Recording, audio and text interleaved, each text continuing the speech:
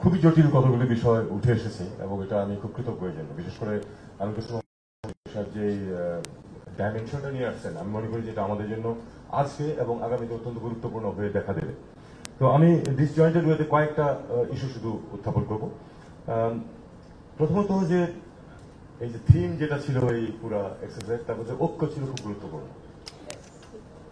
1971 কিন্তু মানুষ ঐক্যবদ্ধ হয়েছিল, স্বাধীনতা কিন্তু সে কারণে আসতে পেরেছে।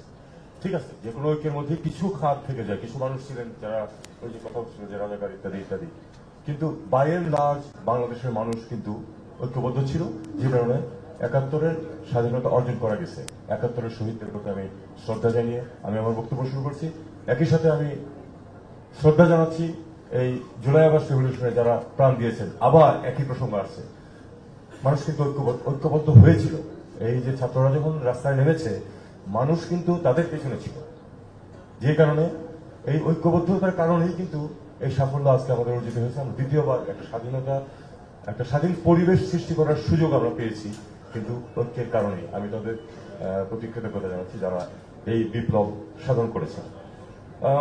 একটু ন্যাশন স্টেট এবং সিভিলাইজেশনের প্রসঙ্গ উঠেছে, এটা খুব পার্টিনেন্ট, প্রচুর ডিসকাশন হচ্ছে এটা নিয়ে।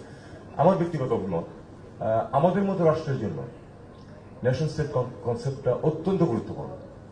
কারণ ন্যাশন স্টেটটা কিন্তু অনেক বেশি ডিফাইন্ড, এই টেরিটরি, এই পপুলেশন, এটার উপর তার সার্বভৌমত্ব আছে। সিভিলাইজেশনাল যখন আপনি যাবেন তখন কিন্তু অত ডিফাইন্ড থাকে না। কাজেই সিভিলাইজেশনালি আপনি সংজ্ঞা পরিবর্তন করে দিতে পারেন যে না, আরো অনেক বড় এলাকা তো আমার একই সিভিলাইজেশনের অধীনে পড়ে। কাজে আমাদের জন্য আমার মনে হয় ন্যাশন স্টেটে ইনসিস্ট করাটা খুব গুরুত্বপূর্ণ। একটা কথা উঠে মাঝে মধ্যেই যে নীতিগতভাবে কি হওয়া উচিত, রাষ্ট্রের স্বার্থ সবার আগে আসা উচিত, তারপরে আমরা সেটা রক্ষা করে আমরা ব্যক্তির স্বার্থ ইত্যাদি উদ্ধার করবো। এবং বলা হয় যে ব্যক্তির চেয়ে দল বড়, দলের চেয়ে দেশ বড়। আমরা শুনে আসছি, এটা আমার শৈশব থেকেই শুনছি, আপনারা তো বটেই। আমি এখন 70 বছর বয়স। তো আমি বাস্তবে দেখেছি এর উল্টোটা। আমরা ঠিক এর উল্টোটা দেখেছি যে রাষ্ট্রের চেয়ে গ্রুপের বা একটা অলিগার্কির স্বার্থকে বেশি গুরুত্ব দেওয়া হয়েছে, এবং তার মধ্যে যে যিনি প্রধান তার স্বার্থকে বেশি গুরুত্ব দেওয়া হয়েছে। আর রাজনৈতিক দলের জন্য ক্ষমতায় যাওয়া অথবা থাকা হলো খুব গুরুত্বপূর্ণ, এবং সেটা তাদের লক্ষ্যের মধ্যে এটা থাকে। কাজেই সেখানে অনেক সময় কিন্তু ডেভিয়েট করে যায় এই মূলনীতি থেকে। সেটা মূলনীতি থেকে যাতে ডেভিয়েট করতে না পারে, সেটা অবজার্ভ করার এবং রক্ষা করার দায়িত্ব সাধারণ মানুষের। এবং এখানেই গণতন্ত্রের ভূমিকাটা। একটা গণতান্ত্রিক সমাজ যদি প্রতিষ্ঠিত হয় তাহলে মানুষের স্বার্থ, গণমানুষের স্বার্থটা প্রাধান্য পাবে, এবং সেটা পেলেই কিন্তু অটোমেটিক্যালি গণমানুষের স্বার্থের সাথে রাষ্ট্রের স্বার্থ সবসময় জড়িত। এটা তখন অনেক সহজ হবে।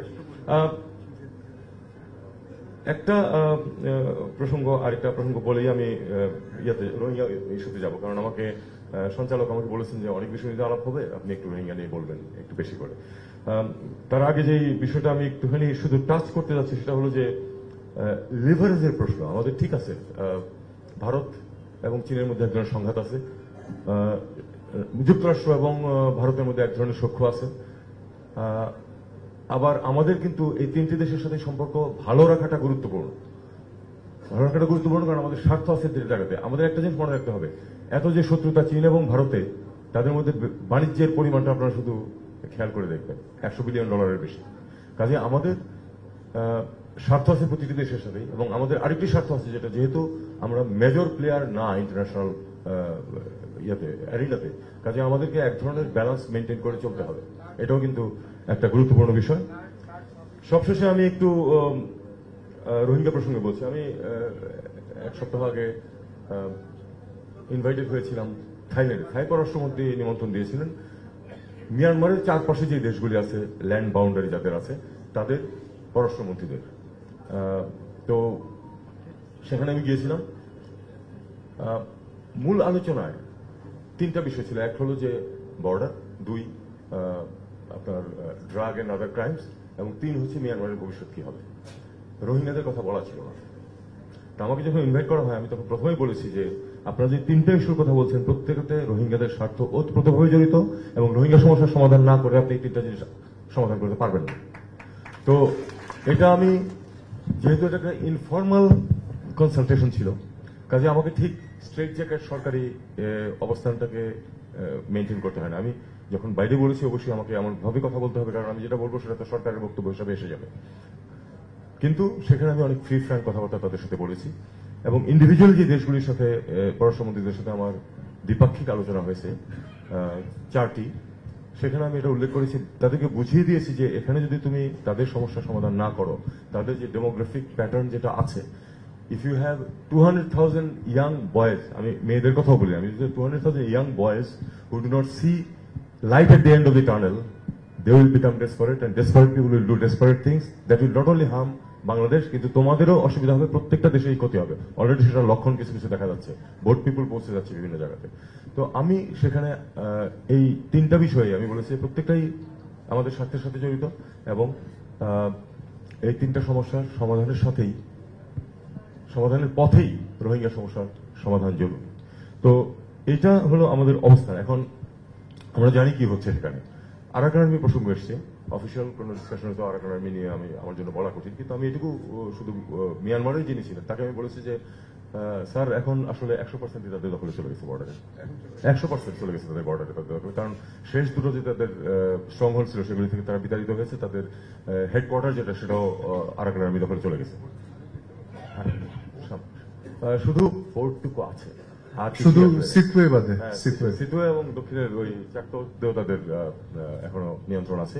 কিন্তু এই পরিস্থিতিতে আমি তাদেরকেই বলেছি যে আমাদের স্বার্থ তো আমাদের দেখতে হবে। আমাদের স্বার্থ হচ্ছে মিয়ানমারের শান্তি প্রতিষ্ঠিত হোক। শান্তি প্রতিষ্ঠিত হলে আমাদের স্বার্থ দুটো, এক হলো শান্তি।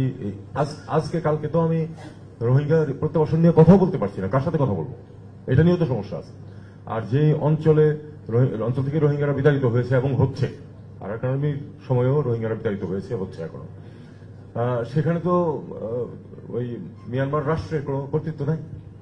কাজেই আমি আশা করছি না যে আগামী 2 মাস 6 মাসের মধ্যে আমি কাউকে ফেরত পাঠাতে পারবো, কিন্তু শান্তি প্রতিষ্ঠিত হলে তাদেরকে অবশ্যই ফেরতের ব্যবস্থা করতে হবে, না হলে কিন্তু তোমাদের শান্তিও থাকবে না, এটা আমি তাদেরকে স্পষ্ট করে বলেছি। কাজেই আমাদেরকে এখন যেটা করতে হবে যে, আবার আমি বলবো ঐক্যের প্রয়োজন।